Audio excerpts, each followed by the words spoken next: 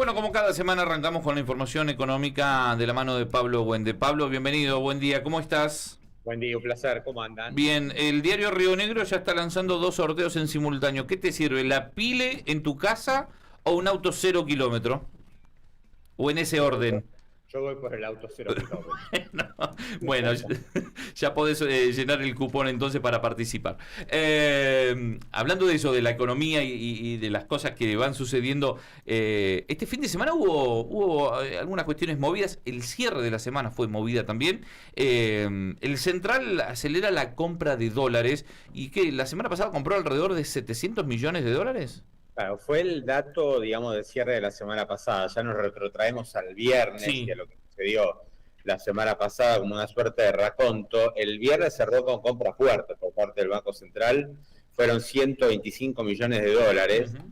En la semana ya otro día había comprado 187 millones y se acumulan compras en la primera quincena, bueno, hasta el 16 de enero, un poquitito más de la primera quincena, Sí. por 685 millones de dólares. O sea, este es el arranque de la fase 4, Ujú. que es justamente compra de dólares por parte del Banco Central con el objetivo de fortalecer a la entidad y a las reservas y al mismo tiempo remonetizar la economía. Tengamos en cuenta que las compras de dólares, la contrapartida de eso es la emisión de pesos. Claro. El Banco Central compra dólares emitiendo pesos. Entonces, por un lado, acumular reservas y por otra parte, estás expandiendo la cantidad de pesos que circulan en la economía. ¿Cuánto expandió, cuánto emitió el Banco Central hasta el 16 de enero? Cerca de 1 billón de pesos. O sea, es una economía que de a poquito empieza a tener más cantidad de dinero. El peligro de esto, ¿cuál es? Digamos, ¿qué es lo que se está mirando? Bueno, ¿en qué medida estas compras del Banco Central influyen sobre el tipo de cambio? O podrían generar más inflación. Hasta Ujú. ahora no se ve. ¿Por qué? Porque el dólar cayó. O sea, Claro. el dato importante, creo yo, de esta primera parte de enero es que el dólar fue para abajo. Cerró a 1.455 la semana pasada el tipo de cambio oficial y el mayorista bajó a 1.440. Yo entiendo que vos no hacés futurología, pero ¿cómo pensás, cómo imaginás que puede llegar a arrancar esta semana o este lunes? No, me parece que por ahora Ujú. viene tranqui, hay poca demanda de dólares. Me Sí. parece que, o sea, el gran dato es que no hay demanda de dólares porque el Banco Central está comprando fuerte todos los días y el tipo de cambio cae. Es un poco lo que contamos también la semana pasada, que Sí. se ha intensificado esto. ¿Por qué pasa? Porque el Banco Central demanda dólares, pero evidentemente hay otros que no. Y entonces, como, digamos, evidentemente hay más oferta de dólares y eso hace que el tipo de cambio caiga. ¿Cuánto tiempo se va a mantener esta dinámica? Obviamente no lo sabemos. Si uno mira los pronósticos de los distintos analistas económicos, lo que marcan es que el dólar sí va a subir a lo largo del año. Ujú. Va a subir más o menos de acuerdo a lo que aumente la inflación, más alrededor del 25%. O sea, no es que el dólar va a tener tendencia a caer durante el año, sino que básicamente va acompañada de la inflación. ¿Por qué se intuye esto? Bueno, porque el Banco Central también va a comprar fuerte. O sea, va a ir comprando más, seguramente en el segundo trimestre va a haber más compra de dólares todavía, porque vienen los dólares de la cosecha gruesa, y eso lentamente va a ir impactando sobre el precio. Y aparte vas a traer mucho más pesos en la economía. Tal cual. Alguna presión cambiaria te pueden generar Claro. y hay que ver cómo le pega la inflación. En la medida que el Banco Central compre muchos dólares e inyecte muchos pesos, bueno, estás poniendo un piso al dólar y Ujú. también un piso más alto a la inflación. ¿Eso quiere decir que lo que se dijo en algún momento que se revalorizó el peso? Se está revalorizando. Ujú. Exacto, digamos, la contrapartida de una caída del dólar es que el peso está un poco más revaluado. Ujú. Sí, sí, esto está sucediendo. La idea es que, digamos, no caer, creo yo, ¿no? La idea del Ujú. gobierno es que no haya nuevos episodios de atraso cambiario. Claro. O sea, que el dólar caiga mucho mientras la inflación está aumentando al 2 y pico% por mes. Entonces, momentáneamente está sucediendo esto. Yo creo que con el paso de los meses se va a ir equilibrando un poco más, justamente para que el tipo de cambio real no caiga demasiado y vuelva a la Argentina menos competitiva. Ujú. Y en base a esto, o como puntapié inicial, el tema de la compra de dólares, refortalecimiento de reservas, las estimaciones del Fondo Monetario Internacional. En el medio, el fondo hizo estimaciones. ¿Cómo las ves? ¿Son cumplibles? O sea, ¿tiene buen dato o tiene buena Pero perspectiva el FMI? eso, ahí nos metemos con la agenda del día. O Sí. sea, ¿qué es lo que pasó en el día? ¿Qué está pasando hoy, lunes? Por un lado se conoció el nuevo estimador mundial del Ujú. Fondo Monetario, ¿no? Se llama Perspectivas Económicas Mundiales, World Ujú. Economic Outlook. del FMI. El original, digamos, se conoció en octubre, cuando fueron las reuniones del Fondo Monetario en Washington. Lo que se hizo hoy es una reedición, una revisación de esas metas, y en abril va a haber otra. Como sean las reuniones de primavera del FMI, hay otra revisión. Se va como reanalizando. Bueno, en el caso de Argentina se mantuvo el pronóstico de crecimiento para este año del 4%. O sea, por ahora no hubo cambios en ese pronóstico del FMI. Es un buen dato, digamos, hay buenas expectativas respecto a la economía argentina. Si uno mira lo que esperan los analistas locales, no son tan optimistas con la economía. Se espera un 3,5% de crecimiento, que dicho sea de paso es un crecimiento genuino ya, porque lo que vimos el año pasado fue un rebote después de la caída del 2024, ¿no? Después de la devaluación, la economía cayó fuerte, empezó a rebotar, y el año pasado tuvimos un rebote. Si este año la economía crece entre 3,5 y 4, ya es más genuino. Ahí no es solamente rebotar después de una caída. Después tendríamos que analizar, y eso será algo que vamos a ver durante el año, por qué se dio la recuperación. Entonces lo que se menciona ahí es que está muy concentrada en agro, energía, minería, y por ahí los sectores más mano de obra intensiva no repuntan tanto, ¿no? Esto es algo que hay que ir monitoreando. Esto es un aspecto del informe del fondo. Después el fondo también se mete con el precio del petróleo. Y ahí lo que dice, yo lo tomaría un poquito con pinzas, ¿no? ¿Por qué lo digo? Porque este análisis, digamos, no incluye, por ejemplo, el tema Venezuela. Pero, digamos, lo que dice el fondo es el petróleo va a seguir cayendo. El año pasado cayó 14%, y para este año la expectativa es que caiga otro 8%. ¿Sí? Y eso, bueno, para Argentina tiene un impacto, especialmente por lo que es Vaca Muerta. Entonces, que vuelva a caer el precio del petróleo es un dato. Ahí el que presiona para la caída del precio del petróleo es Donald Trump. No hay ninguna duda, ¿no? Que tiene elecciones este año en Estados Unidos, elecciones legislativas. Y el fin de semana, no sé si lo vieron, se conoció una publicación de Donald Trump en redes sociales, como el gran héroe. Y ahí lo que marcaban es el precio del galón de gasolina en los distintos estados de los Estados Unidos. Y lo que muestra esto es cómo está cayendo el precio del galón. O sea, lo que está mostrando Trump es buenas noticias para el ciudadano de a pie en Estados Unidos. ¿Y esto tiene que ver con lo que pasa en Venezuela? No. Bueno, no tanto, pero sí el tema de Venezuela es, bueno, tengo una nueva oferta de petróleo. ¿No? O sea, lo que hace Trump en Venezuela es, miren que acá se hace falta que inyecte más petróleo a nivel internacional, y sobre todo a Estados Unidos. Ahora tengo a Venezuela, que le va a vender a las petroleras norteamericanas, ¿no? Bueno, y de hecho el precio del combustible en Estados Unidos está cayendo. Es un dato muy relevante para el norteamericano, que todo el mundo tiene auto ahí, ¿no? Ahí todo el mundo maneja. Y aparte, aparte consume mucho combustible. Muchísimo, es el país que más consume, etcétera. Entonces, una caída en el precio del petróleo para Estados Unidos es muy importante.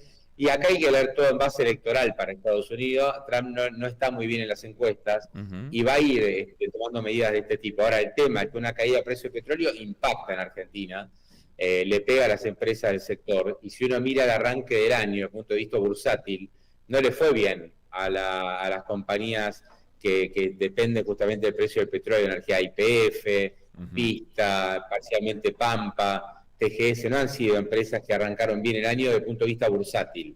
Son las favoritas de todos los analistas, pero no arrancaron bien, ¿no? Y eso tiene que ver un poco con el tema de la expectativa de una caída del petróleo que les va a pegar en el precio. O sea, hay empresas que dependen directamente del precio, YPF y Vista dependen directamente, ¿no? del precio del barril, y este tipo de pronósticos no son positivos. Así que ya veremos, ¿no? Esto es parte del arranque de la semana. Después también hay un par de cosas importantes en el inicio de esta semana que me gustaría comentar. Primero, la convocatoria de sesiones extraordinarias en el Congreso, básicamente para tratar la reforma laboral, que el gobierno quiere que salga durante el periodo de extraordinarias, durante febrero. Es corto, ¿no? Es del 2 al 27 de febrero.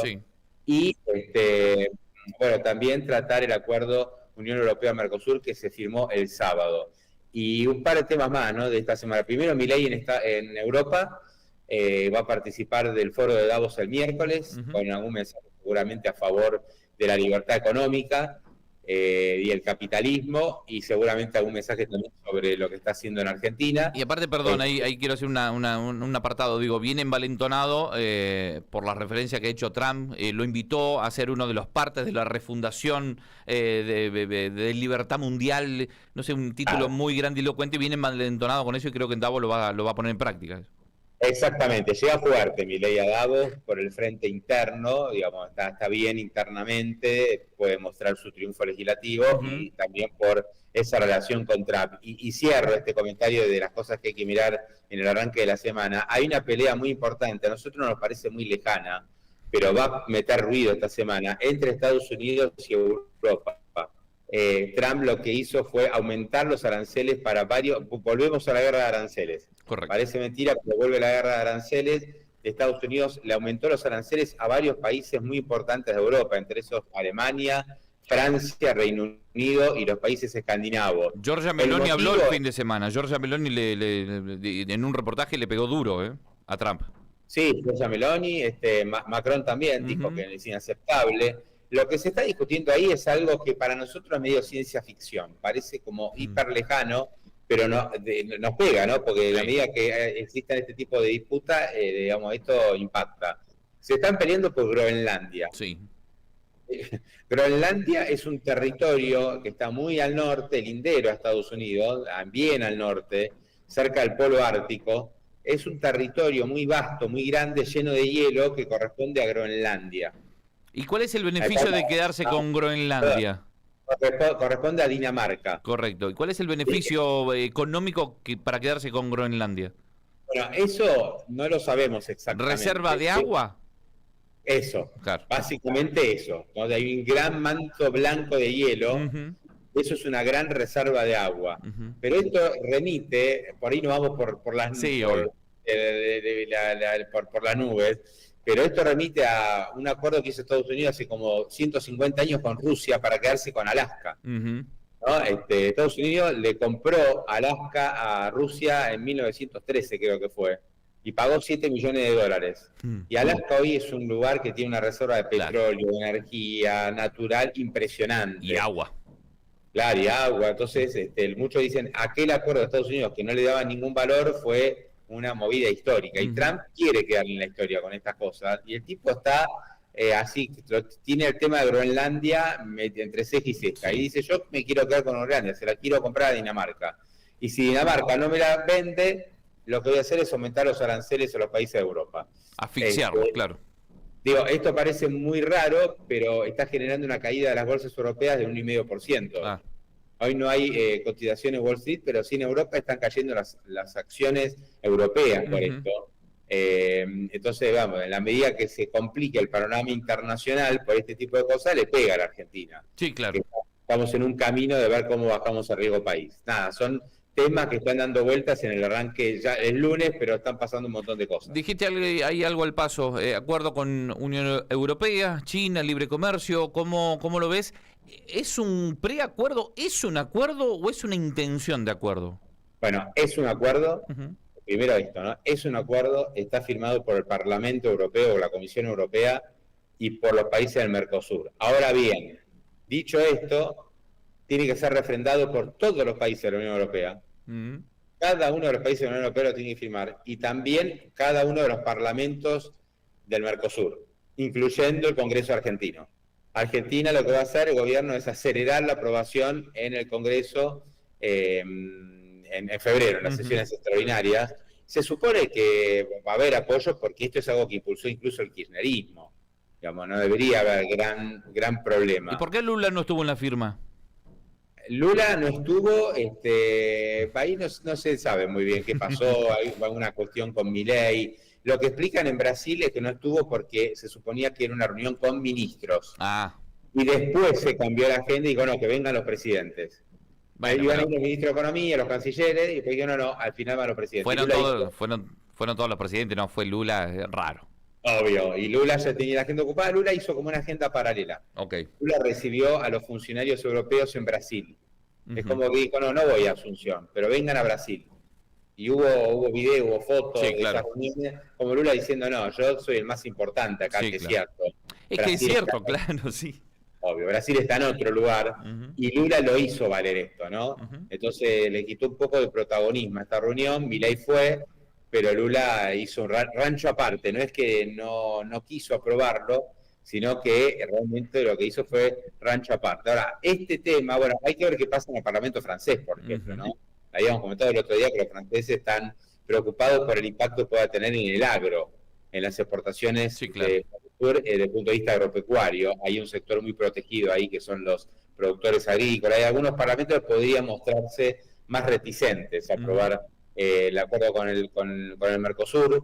Pero dicho esto, durante el fin de semana también hubo mucho intercambio. No sé si lo vieron, entre Miguel Pichetto y Caputo, ¿no? Sí. Claro, por el tema de la libertad de comercio. Se está discutiendo mucho en Argentina. El tema de, bueno, ¿tenemos que ser una economía más abierta o menos abierta? Entonces, esto viene a cuenta del acuerdo Unión Europea-Mercosur, pero también otro tema que es la invasión, digamos, de autos chinos. Por ahí venía la disputa entre Caputo y Miguel Pichetto. Claro, lo que se estuvo comentando es que vino un barco con 5.000 autos chinos. Caputo lo que dijo, sí, esto va a pasar todos los meses, porque tenemos un acuerdo con China para que puedan traer 50.000 autos eléctricos sin arancel. Entonces estos autos la verdad que están llegando a un precio muy conveniente. Yo diría, son autos que valen, para ponerlo en estos términos, promedio, ¿no? Las SUV, que son como las camionetitas, digamos, valen $35.000 cuando estos autos valían $55 a $60.000 en el mercado. Los que compiten con estos autos, la categoría, estaba muy alto, bien arriba de $50.000. Bueno, ahora le bajaron los aranceles y cuestan $35.000. Pichetto dice, pero esto va contra la industria nacional. Estamos dejando que los chinos nos invadan y esto nos complica desde el punto de vista de la producción. La respuesta de Caputo es, bueno, esto lo que busca es que justamente haya más competencia, ¿no? Que se pueda elegir más, que bajen los precios, no solo para los autos, sino para el resto de la economía. Entonces, digamos, el gobierno, tanto Caputo como Sturzenegger, esta semana dieron distintos ejemplos de por qué Argentina tiene que ser una economía más abierta. Y la verdad que se rompe un paradigma de los últimos 70 años, ¿no? Total. Y aparte deja 5.000 autos en la Argentina, pasa por Uruguay y deja otro tanto, pasa por Brasil y deja otro tanto. Digo, Pichetto dice lo que pasa en la Argentina, que él es parte del problema, no de la solución, por lo menos en una opinión muy personal, pero no dice nada de que Brasil también tiene autos chinos. Digo, bueno, la verdad es que en todos los países de la región, estos autos chinos, no voy a decir las marcas porque... BYD. Pero uno viaja a Uruguay, a Brasil, a Perú, están en todos lados. Están en todos lados, total. Porque no teníamos autos chinos, éramos nosotros, ¿no? Exacto. Entonces ahí lo que explicó Caputo es, no nos preocupemos por la producción nacional porque Argentina casi no produce autos. En todo caso lo que producimos son pickups para exportación, básicamente. Hay muy poca producción. Casi todos los autos que se compran en Argentina en la categoría de esos autos vienen de Brasil. Claro. Pero nosotros básicamente lo mismo, si viene de Brasil o de China. Por un acuerdo con el Mercosur, que me parece que está bien, pero digo, hay que saberlo expandir a eso, hay que saberlo producir. Ahora con el libre comercio, que te viene China con 5.000 autos. Sí, digamos, acá ahí es una discusión y es un tema para analizar largamente, ¿no? Respecto a lo que es la apertura comercial. Correcto. Lo que dice el gobierno, lo que defiende el gobierno es, si nosotros abrimos la economía, lo que va a ocurrir es que va a haber más competencia, van a bajar los precios de los productos y el consumidor va a gastar menos para comprarse un auto, digamos, y lo que se ahorra va a comprar otra cosa. Entonces va a terminar comprando otra cosa. Entonces esa compra que va a ser de otro bien va a favorecer a otra industria. Entonces si todos los precios bajan justamente por la competencia, al final va a ser más positivo para la economía. Y otros dicen, sí, pero si vos abrís la competencia, hay sectores que no pueden competir. Y se van a fundir y va a quedar gente sin trabajo, ¿no? Y ahí entra, tengo que volver al principio, la reforma laboral. Exactamente. Bueno, entonces para que podamos competir, tenemos que tener leyes laborales más flexibles, menos costos laborales, menos costos impositivos, y ahí me parece que hay mucho para hacer. Hay mucho para hacer, sobre todo porque se conoció un número del año pasado de los juicios laborales. Tremendo. Tremendo. Lo hablamos mucho el tema de la litigación laboral, ¿no? En estos meses.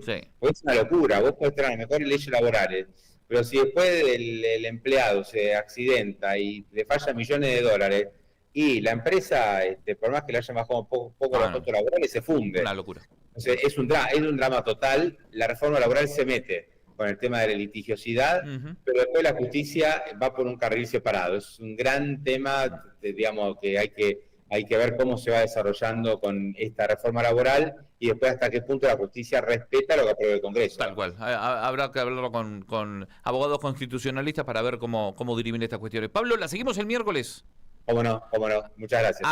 Abrazo grande. Pablo Wende con toda la información económica. 8 de la mañana, 2 minutos. Pausa y ya regresamos.